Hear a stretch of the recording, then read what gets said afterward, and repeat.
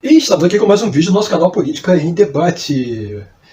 Meu amigo, você já sabe que eu vou pedir, não vou nem falar, né? Se inscreva no nosso canal e deixe seu like. E a posse de ontem, né? Nós fizemos vários vídeos aqui no nosso canal. E é claro que eu também, como brasileiro, né? Acredito que, como todos vocês que votaram pelo Brasil da Esperança, da reconstrução da nossa pátria, ficou imensamente feliz com todo o cerimonial da posse. Lula desfilando em carro aberto, o discurso dele fantástico da reconstrução do nosso país e também com críticas muito fortes em relação à administração destruidora da nossa pátria, promovida pelo governo Jair Messias Bolsonaro. Aliás, falando sobre isso, o PSOL, Partido Socialista, está entrando com uma representação no STF para que se decrete a prisão preventiva do ex-presidente da República, Jair Messias Bolsonaro, mas isso será o assunto de um outro vídeo ainda hoje. A posse foi muito bonita, foi emocionante. E a entrega da faixa, né, evidentemente, como nem Bolsonaro, nem o Mourão seriam dignos o suficiente para passar a faixa para o sucessor, foi entregue, então, por representantes da sociedade brasileira, da população brasileira, incluindo uma criança da cor negra, uma pessoa com deficiência, uma pessoa da comunidade LGBT e também um representante das comunidades indígenas, que nesse caso foi o cacique Raoni. Foi muito emocionante, foi inusitado, foi a primeira vez na história, me parece que isso aconteceu. E realmente é o Lula, né? Ele consegue sempre entrar para a história. Na verdade, está entrando pela história, né, ao ser eleito novamente presidente da República pela terceira vez, né?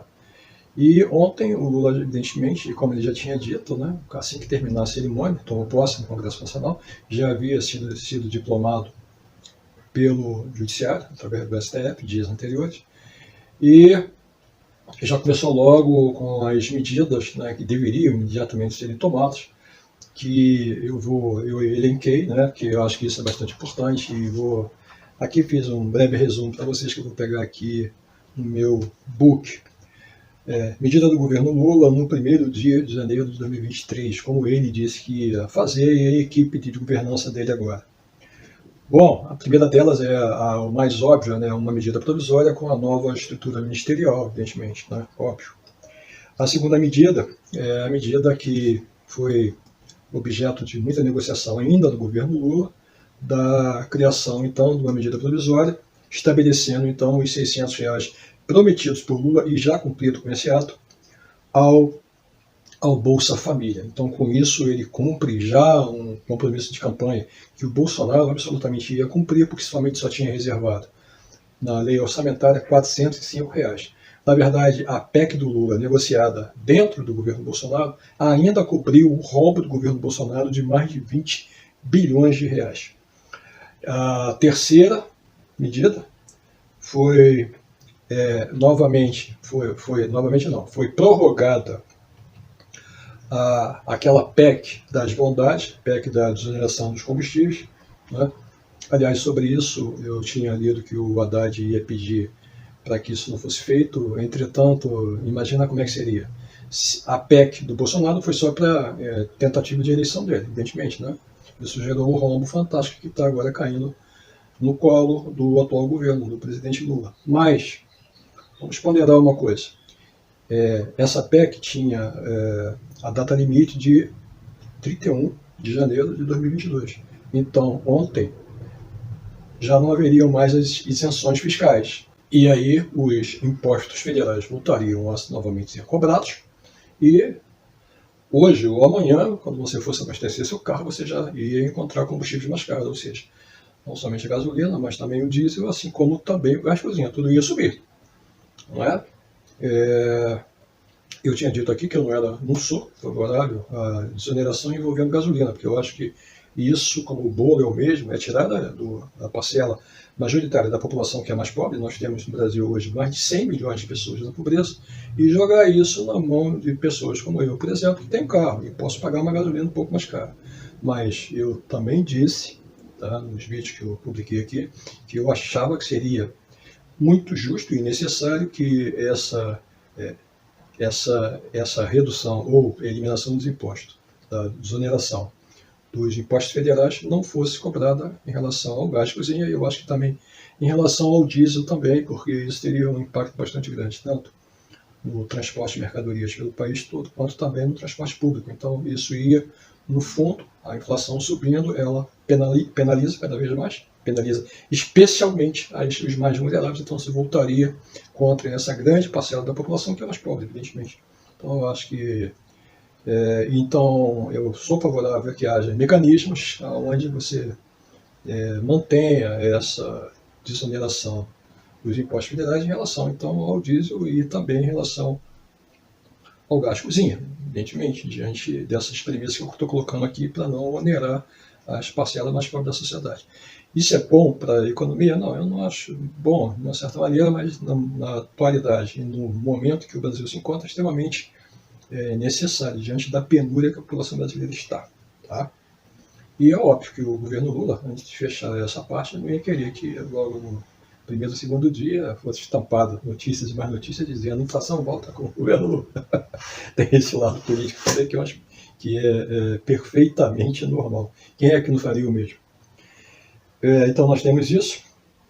Temos um outro decreto também que reduz o acesso, o Lula já tinha dito também, às armas e munições. Bolsonaro liberou isso geral, que a gente vê hoje, grande parte desse armamento na mão de milicianos e na mão de traficantes. Suspende também novos registros de pessoas que vão pedir para terem passaporte, terem porte de armas por serem CACs, caçadores, atiradores e colecionadores. E também proíbe novos clubes de tiro, desses CACs. Então isso para mim foi uma medida acertadíssima que foi feita também, e o Lula disse que iria fazer isso. Ele voltou a instituir o decreto que restabelece os incentivos, né, a um fundo da Amazônia para a proteção da Amazônia e vigilância. Esse fundo estava congelado no governo Bolsonaro e o valor do fundo é de 3,3 bilhões. Bolsonaro não fazia absolutamente nada com o fundo. Isso foi ontem também regulamentado novamente para que volte a operar como sempre. Bolsonaro era um desmatador, um destruidor do meio ambiente, essa é a verdade. Criou também uma nova regulamentação do Conselho de Meio Ambiente. O mundo todo está querendo que o Brasil tenha mais responsabilidade, né, com relação à questão do meio ambiente, o que eu concordo plenamente. Um novo decreto, extinguindo o decreto de Bolsonaro, que favorecia garimpos em terras indígenas. Bolsonaro era um destruidor de tudo. Isso foi extinto, tá? Esse decreto. Ele também determinou que a CGU, em até 30 dias, reveja os sigilos impostos por Bolsonaro, os tais sigilos de 100 anos, e se, no parecer da CGU, essa sistemática do Bolsonaro de botar tudo em sigilo por 100 anos for considerado uma prática ilegal e contra a probidade da administração pública, é claro que eles serão todos revistos e expostos à luz da sociedade. Tá? Se dará transparência, e aí a gente vai ficar sabendo o que o Bolsonaro, o que os militares escondiam tanto. Eu acho que grande parte da população espera que esses sigilos caiam. Tudo era sigilo. Tudo para o Bolsonaro era sigilo. Até o cartão de vacinação dele era sigiloso. Uma outra medida decretou também a suspensão e eliminação de um decreto abusivo, absurdo, que segregava as crianças com problemas, como, por exemplo, autismo, daquelas crianças que não têm autismo. Então, isso é uma coisa horrenda que o Bolsonaro fez, né? E olha que o senador daqui do Rio de Janeiro, Romário, é da base do governo e ele apoiou isso. Então, para vocês terem uma ideia do que se faz por político. Então foram 1, 2, 3, 4, 5, 6, 7, 8, 9 medidas só ontem no primeiro dia. Só ontem. E assim começa então efetivamente o governo Luiz Inácio Lula da Silva. E se você chegou até aqui no nosso vídeo, deixe seu like e siga o nosso conteúdo. Até a próxima!